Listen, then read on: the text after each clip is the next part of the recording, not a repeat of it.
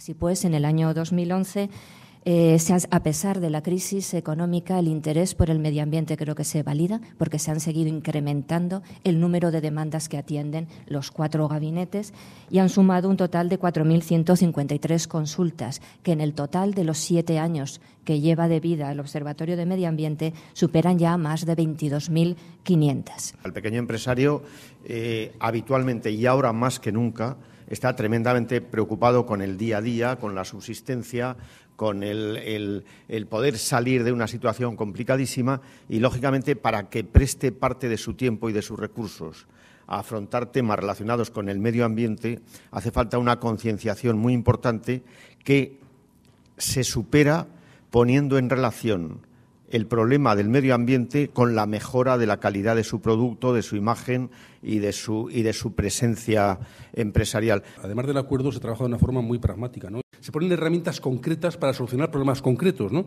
Yo creo que eso es una de la clave del éxito que puede tener lo que está difundiendo el OMA. Es decir, no se basa en una mera labor teórica o de propaganda o una cuestión etérea, sino que entra en lo concreto. La gente pregunta.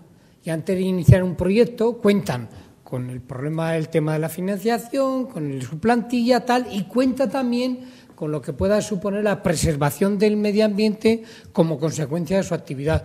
Fíjate si hemos ganado al tiempo el hecho de que los empresarios ya antes de iniciar su proyecto cuenten que el medio ambiente tiene que ser una herramienta que no tiene por qué perjudicar sus beneficios, sino todo lo contrario. Ha aumentado el número de consultas sobre años anteriores, en la participación en la página web o el propio elemento de empresas que han certificado, creciendo un 13% en el año 2010 sobre el 2009, ¿no?